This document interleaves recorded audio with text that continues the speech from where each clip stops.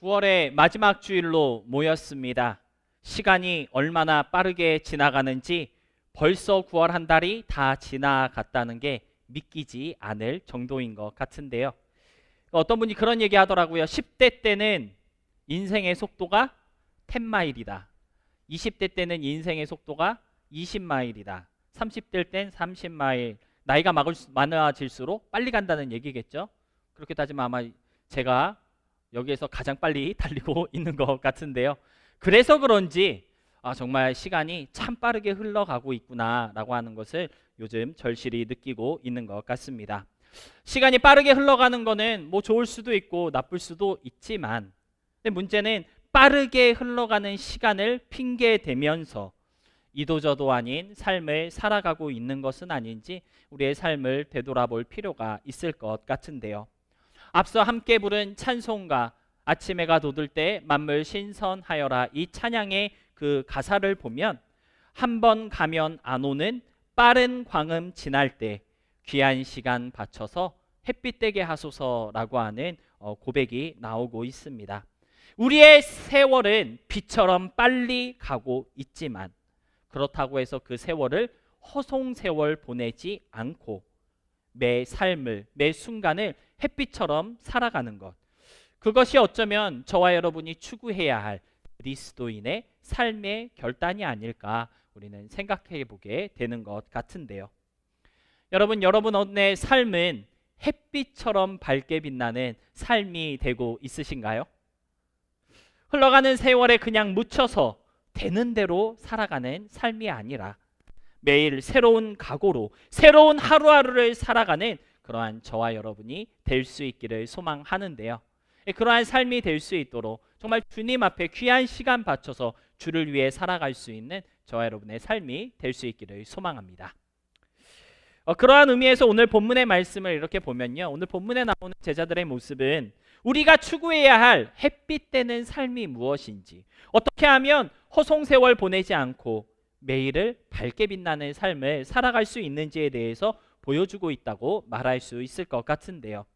우리 사도행전 4장에 그리고 3장에 기록된 제자들의 그 행적을 함께 살펴보면서 햇빛처럼 밝게 빛나는 인생을 향해 나아갈 수 있는 그러한 우리 모두가 될 수 있었으면 좋겠습니다. 먼저 오늘 본문의 그 백그라운드를 잠깐 함께 살펴보자면, 기도하기 위해서 성전으로 올라가던 베드로와 요한이 나오고 있는데요. 기도 시간에 맞춰 기도하기 위해 바쁘게 성전으로 올라가고 있던 베드로와 요한 앞에 누가 나타났죠?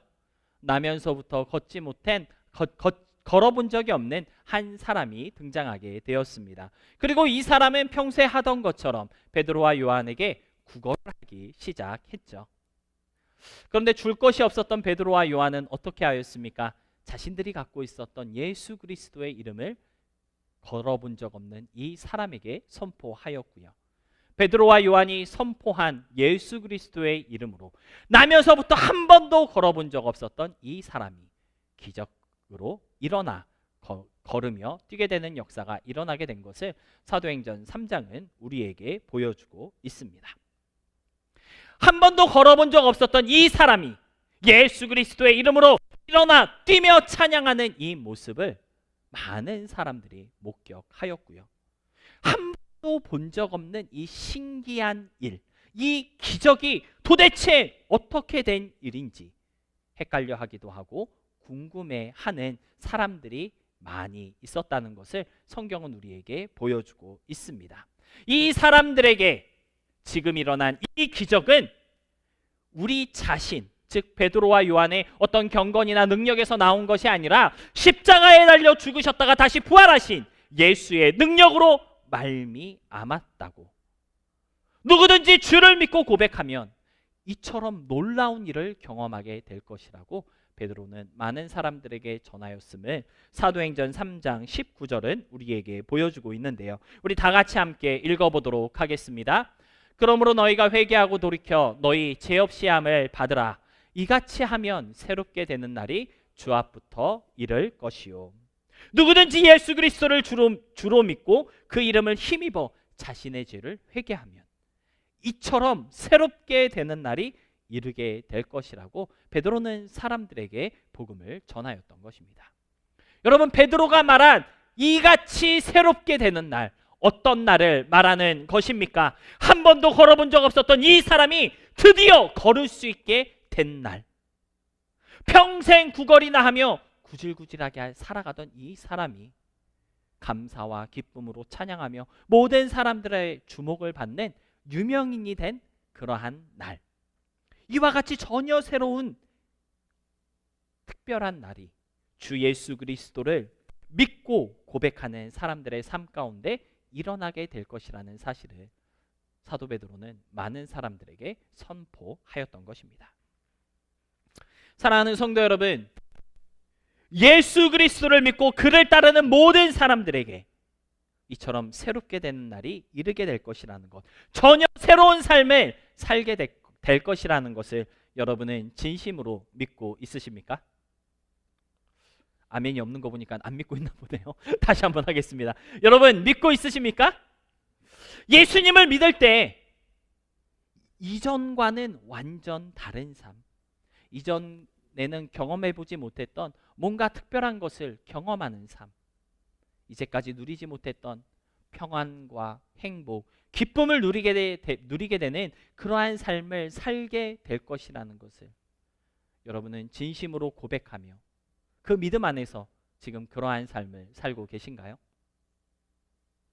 예수 그리스도를 믿는 자만이 누릴 수 있는 어떠한 특별한 날을 오늘 성경은 우리에게 약속하고 있는데, 여러분, 그러한 삶을 살아가는 우리가 될 때 어둠 속에서 밝게 빛나는 햇빛 같은 존재가, 햇빛 같은 그러한 삶을 살아갈 수 있게 된다라고 하는 사실을 오늘 성경은 우리에게 말해주고 있는 것 같습니다.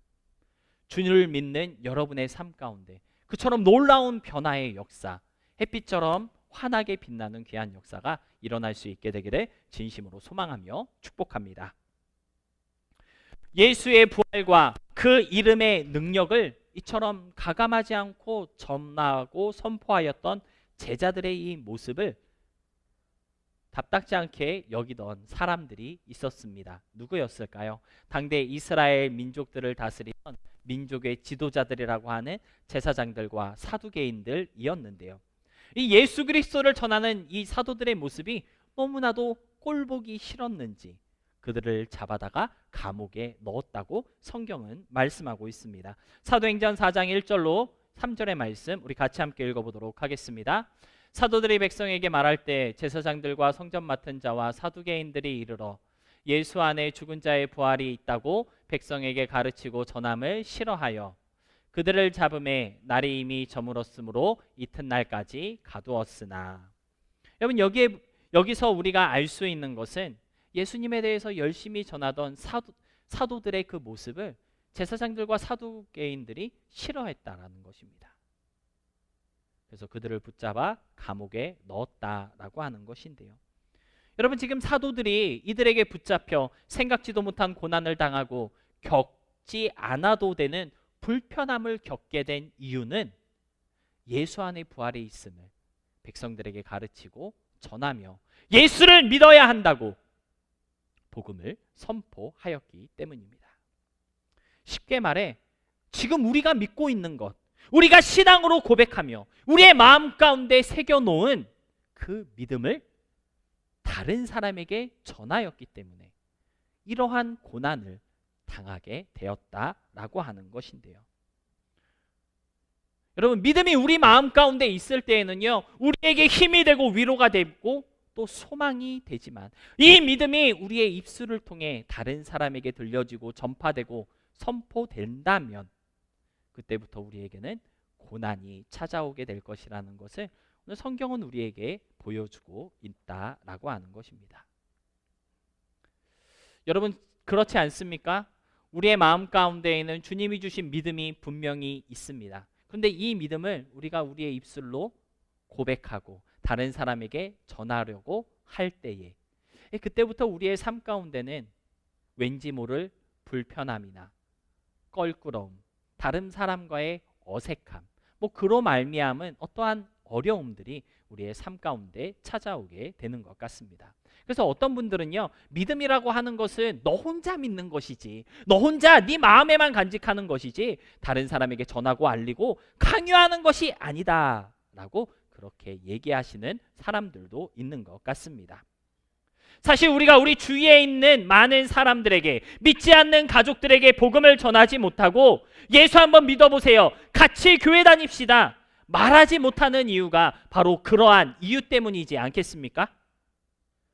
믿음이 내 안에 있을 때에는 너무나도 좋지만 그 믿음이 우리의 입술을 통해 남에게 들려지고 전달되면 그때부터 왠지 모를 불편함이 나와 너 사이에, 나와 그 사람 사이에 생기게 된다라고 하는 것을 우리는 잘 알고 있기 때문에, 그래서 우리는 복음을 말하지 못하고 전하지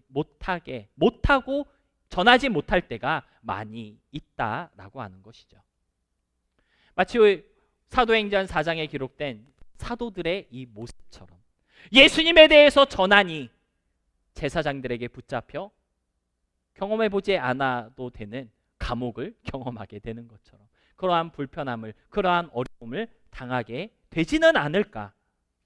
그래서 믿음의 티를 내지 못하고 복음의 향기를 감추게 될 때가 믿는 사람들 사이에서 생각보다 많이 있다라고 하는 것입니다.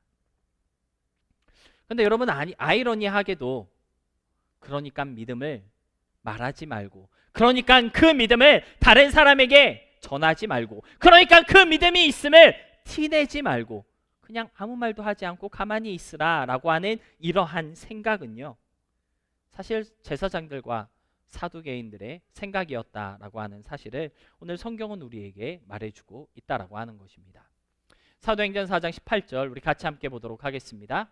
그들을 불러 경고하여 도무지 예수의 이름으로 말하지 말고 가르치지도 말라 하니. 여러분, 예수님을 십자가로 내몰아 죽게 하였던 이들은요, 예수의 이름으로 도무지 말하지 말고 가르치지도 않는 것이 상책이라고 그렇게 말하고 있음을 성경은 오늘 우리에게 보여주고 있습니다. 괜히 불편하고 괜히 어색하고 괜히 껄끄러운 상황 만들지 말고 네 믿음은 그냥 네 마음에만 간직하고 있어라. 말하지 말고 가르치지 말고 티내지 말아야 한다라는 그 생각. 여러분, 그 생각은 예수님을 믿지 않고 오히려 거부하였던 사람들의 생각이었다라고 하는 사실을 오늘 성경은 우리에게 보여주고 있다라고 하는 것입니다. 그런데 사도들은 어땠을까요? 사도행전 4장 19절로 20절의 말씀입니다. 베드로와 요한이 대답하여 이르되 하나님 앞에서 너희의 말을 듣는 것이 하나님의 말씀을 듣는 것보다 옳은가 판단하라. 우리는 보고 들은 것을 말하지 아니할 수 없다. 보고 들은 것을 말하지 아니할 수 없다. 마음에 있는 이 믿음을 말하지 않을 수 없다. 마음에 있는 이 믿음을 나누지 않을 수 없다. 내가 가진 이 믿음을 티내지 않을 수 없다. 이것이 사도들의 생각이었고 각오였다라고 하는 것을 오늘 성경은 우리에게 보여주고 있다라고 하는 것입니다. 그렇다면 사랑하는 성도 여러분, 지금 여러분의 믿음은 어디에 있습니까? 그저 내 마음 한가운데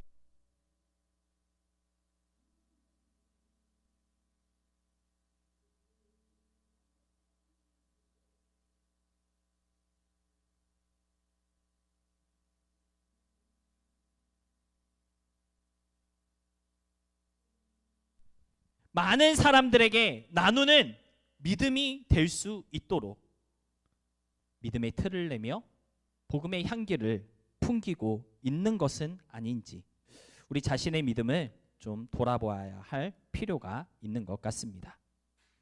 여러분, 진짜 믿음은요 절대 고여있지 않습니다.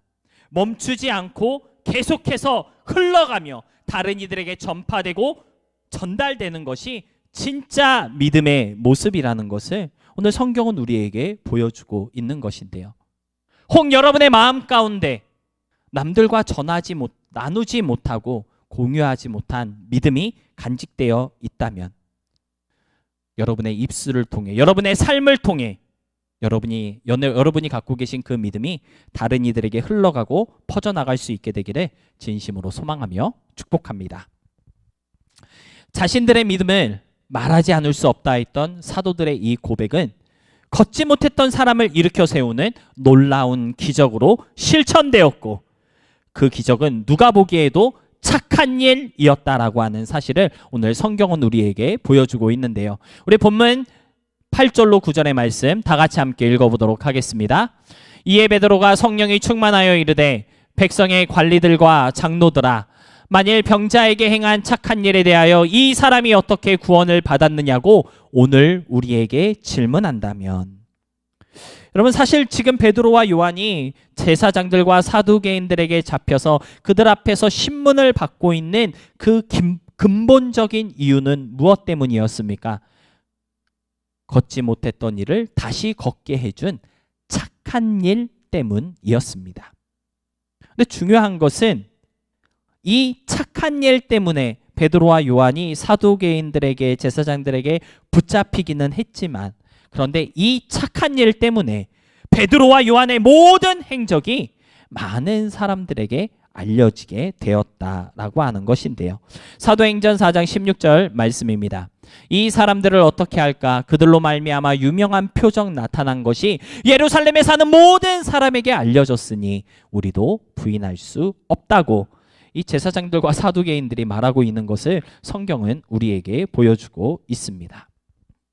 여러분, 그 누구도 알아주지 않았고 그 누구도 신경 쓰지 않았던 미천한 갈릴리 출신의 이 두 어부가 예루살렘에 있는 모든 사람들에게 알려지고 그들의 모든 행적이 그들에게 영향력을 미치게 되는 햇빛 같은 존재가 될 수 있었다라고 하는 사실을 오늘 성경은 우리에게 들려주고 있다라고 하는 것이죠. 아무것도 아니었던 어부 출신의 이 두 사람이 많은 이들에게 영향력을 미치는 햇빛 같은 존재가 될 수 있었던 것은 바로 이들이 착한 일을 행하였기 때문이다라고 하는 것입니다. 따라서 햇빛 같은 삶, 햇빛 같은 존재가 되기 위해서는 우리도 무슨 일을 할 수 있어야 할까요? 우리도 착한 일을 하는 하나님의 사람들이 될 수 있어야 한다라는 것입니다. 그렇다면 오늘 성경이 우리에게 권면하고 있는 저와 여러분이 힘을 내서 집중하여 실천해야 할 그 착한 일은 과연 어떠한 일을 말하는 것일까요? 먼저 이것은 도덕적이고 윤리적인 행동을 말하는 것이 아니라는 것을 분명하게 이해해야 할 필요가 있을 것 같습니다. 물론 남을 위해 희생하고 선을 위해 투쟁하며 타인의 안전과 유익을 위해 나의 모든 것을 다해 수고하는 그 사람들은요, 많은 사람들에게 칭찬을 받고 칭송을 받으며 오래도록 기억되는 영광을 누리는 것은 분명합니다. 여러분, 노벨 평화상을 받은 사람들 많은 사람들에게 기억되고 있지 않습니까? 간디라던가 테레사 수녀 같은 사람들, 분명 햇빛 같은 존재로 기억되는 위대한 인물들임에 분명할 것입니다. 하지만 오늘 성경이 우리에게 강조하고 있는 착한 일은 그런 도덕적이고 윤리적인 선함을 말하는 것이 아니라는 것입니다. 왜냐하면 사도들이 행했던 그 선함은 단순히 희생이나 봉사가 아니라 걷지 못했던 사람을 다시 걷게 해준 놀라운 일이었기 때문입니다. 한마디로 평범하고 일상적인 선행으로 다른 사람을 섬기고 도와주는 것을 뛰어넘어 뭔가 이전에는 경험해보지 못했던 그러한 일들을 일으키며 그들이 진정으로 필요로 하는 것을 나누어주는 그러한 일을 행하였다라고 하는 것인데요. 따라서 저와 여러분이 실천해야 할 착한 일도 그러한 종류의 선한 일이다라고 하는 것을 먼저는 좀 깨달아야 할 필요가 있다라고 하는 것입니다. 그렇다면 그러한 기준으로 볼 때 저와 여러분이 행해야 할 선한 일, 착한 일은 무엇을 말하는 것일까요?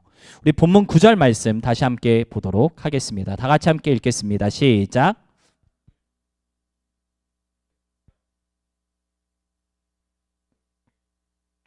여러분 여기에 보면 사도들은요 자신들이 행했던 착한 일을 구원과 관련하여 대답하고 있는 것을 보게 되는데요.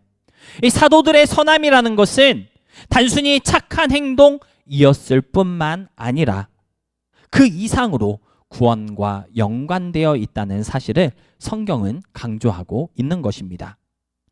물론 여기에 나오는 이 구원이라는 단어가 육체적 목숨을 건지거나 질병이 치료되고 아픔이 사라지는 것을 의미하는 단어이긴 하지만 거기에 더해서 영적인 구원에 대한 의미도 들어있기 때문에 여러분 사도들은 의도적으로 자신들의 선함 위에 이 영적 구원의 의미를 부여하고 있다라고 하는 것을 우리는 깨달을 수가 있다라고 하는 것이죠. 그러니까 오늘 본문이 저와 여러분에게 강조하며 권면하고 있는 선한 일이라고 하는 것은 단순히 선하고 바르게 살아가는 것, 도덕적으로 흠집 없는 사람이 되는 것을 말하는 것이 아니라 영적인 구원에 대한 행동, 영적인 구원을 위한 어떠한 행함을 의미하고 있다. 그렇게 말할 수 있다라고 하는 것입니다. 여러분 하나님이 보시기에 선하고 바른 일, 하나님이 칭찬하시는 착한 일이란 무엇이라고 말할 수 있을까요? 죄와 사망에 사로잡혀 영적으로 쓰러져 있는 한 사람을 다시 일으켜 세우고 다시 주를 향해 나아갈 수 있도록 도와주는 것, 그것이 바로 하나님이 칭찬하시는 착한 일이라고 오늘 본문은 우리에게 말해주고 있다라고 하는 것입니다. 물론 사도행전 3장과 4장에 나오는 이 걷지 못하는 사람은 분명 육체적인 장애를 가지고 있는 사람임에 분명합니다. 그런데 이 사람은요 심각한 죄의 문제를 안고 죽음의 문제로 고민하고 있는 죄인의 모습을 저와 여러분에게 보여주고 있기도 하는 것입니다. 여러분 이 사람이 주 예수 그리스도의 이름으로 다시 일어나 걷게 되고 뛰며 하나님을 찬양하는 그 모습은 그의 육체적인 장애가 극복되었다라고 하는 사실을 보여주고 있는 것임에 분명하지만 더 나아가서 예수 그리스도로 말미암아 죄의 용서를 받고 새 생명의 기쁨을 누리게 된 영적인 자유를 누리고 있는 그 사람의 기쁨을 저와 여러분에게 또한 보여주고 있다라고 하는 것을 우리는 깨달을 수가 있다라고 하는 것입니다. 그러한 이유에서 베드로는요 본문 10절을 통해 예수로 말미암아 이러한 기적이 일어났다는 사실을 강조하고 있는 것인데요. 우리 본문 10절 말씀 함께 보겠습니다. 너희와 모든 이스라엘 백성들은 알라. 너희가 십자가에 못 박고 하나님이 죽은 자 가운데서 살리신 나사렛 예수 그리스도의 이름으로 이 사람이 건강하게 되어 너희 앞에 섰느니라. 예수 그리스도의 이름으로 이 사람이 건강하게 되었다. 육체적인 모든 장애가 극복되었을 뿐만 아니라 그의 영혼이 건강하게 되었다라고 하는 사실을 베드로는 많은 사람들 앞에 선포하고 있다라고 하는 것이죠. 예수 그리스도의 이름으로 말미암아 건강하게 되는 것, 그것이 바로 우리가 실천해야 할 착한 일이다라고 하는 것입니다. 두 번째로 이 착한 일을 실천하기 위해서는요 한 가지 중요한 진리를 깨닫고 잊지 말아야 합니다.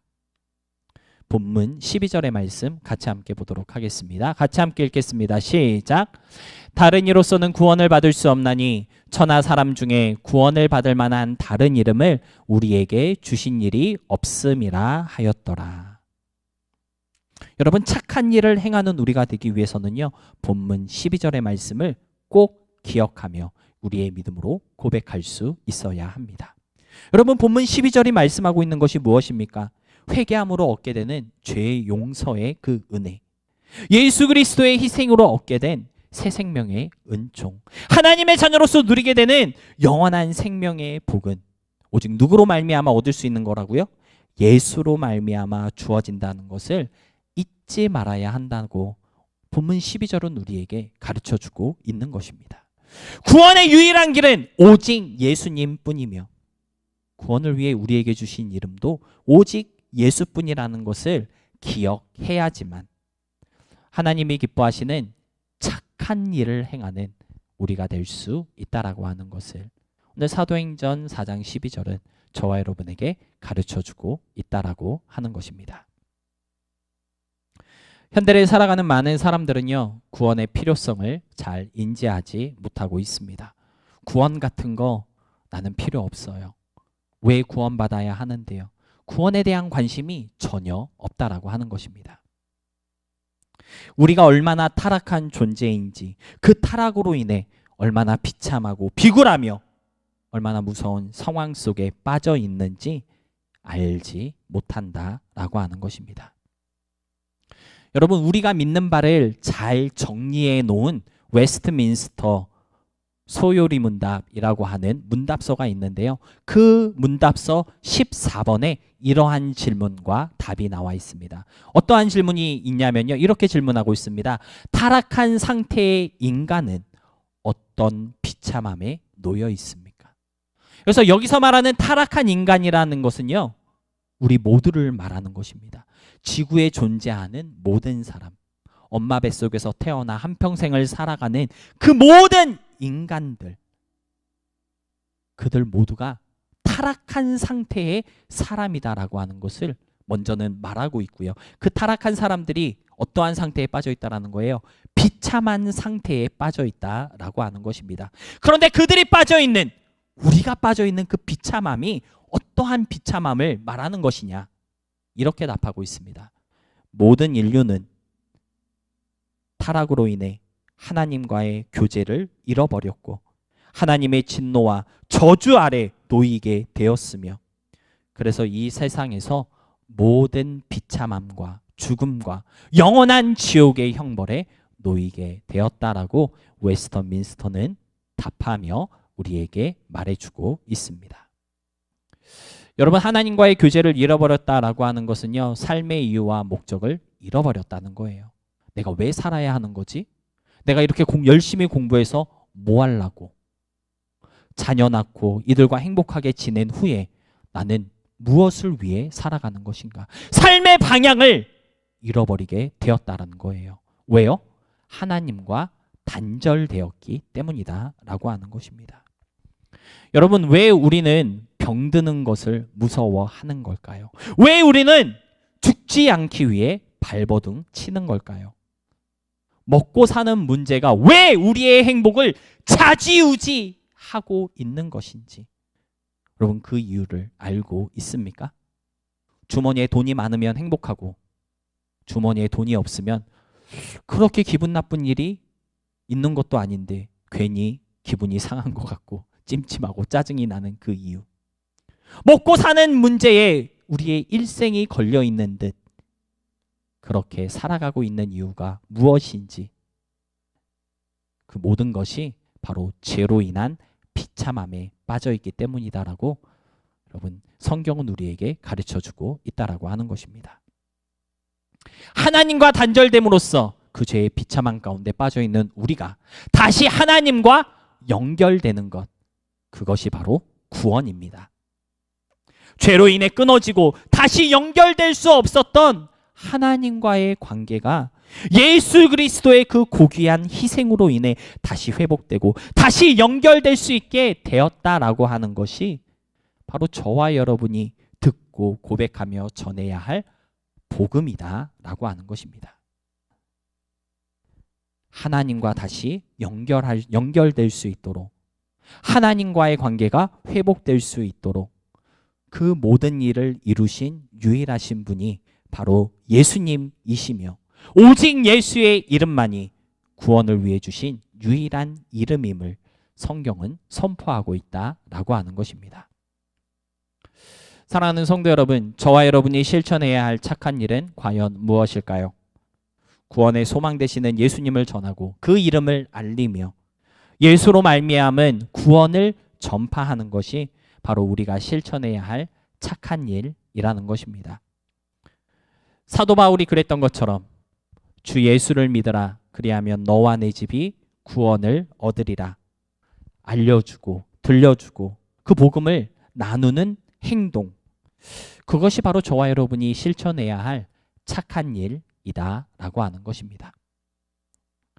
혹시라도 복음을 전하면, 혹시라도 예수 믿자고 말하면 이 사람과 나의 관계가 껄끄러워지지는 않을까? 불편해지지는 않을까? 어색해지지는 않을까? 그래서 조심하고 복음을 전하지 못하며 말을 아끼는 것은요, 하나님 보시기에 착한 행동이 아니라는 거예요. 그들이 빠져있는 그 비참함을 바라보며 그 비참함의 유일한 구원의 소망 되신 예수를 전하고 복음을 나누는 것, 그것이 하나님께서 우리에게 기대하시는 착한 일이다 라고 하는 것입니다. 믿지 않는 친구가 있거나 가까운 사람 중에 아직 복음을 듣지 못한 사람들이 있다면, 또는 내 가족 중에 아직 예수님을 만나지 못한 사람들이 있다면, 그 사람들에게 용기 내어 복음을 나누는 착한 일을 잘하는 저와 여러분이 될 수 있기를 주님의 이름으로 부탁드립니다. 말씀을 정리하겠습니다. 다니엘 12장 3절에 보니까요, 이러한 말씀이 있습니다. 우리 다 같이 함께 읽어보도록 하겠습니다. 지혜 있는 자는 궁창의 빛과 같이 빛날 것이요, 많은 사람을 옳은 대로 돌아오게 한 자는 별과 같이 영원토록 빛나리라. 빛과 같이 빛나는 삶, 어둠 속에서 비추는 별과 같이 찬란한 삶, 많은 사람을 옳은 대로 돌아오게 한 자에게 주시는 상급이다. 다니엘은 그렇게 기록하고 있습니다. 여러분, 솔직히 우리들의 삶이 그렇게 화려하고 막 세상 사람들이 부러워할 만큼 대단한 삶은 아닐 수도 있습니다.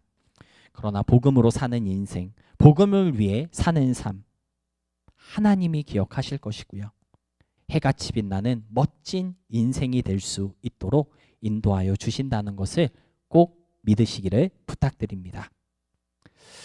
우리가 언젠가는 다 하나님 앞에 서게 될 텐데요, 하나님 앞에 섰을 때 주님을 믿지 않음으로써 꾸중 듣고 어둠 가운데 처하는 사람이 되지 않도록, 그날의 주님 앞에서 꺼지지 않는 밝은 빛으로 새겨지는 놀라운 은혜를 누릴 수 있도록 오늘 이 하루의 삶을 복음으로 살아가는 착한 행동으로 살아가는 우리가 될 수 있었으면 좋겠고요, 매일매일의 일상을 복음의 향기로 진하게 물들이는 그러한 저와 여러분, 우리 모두가 될 수 있기를 주님의 이름으로 소망하며 축복합니다. 아멘.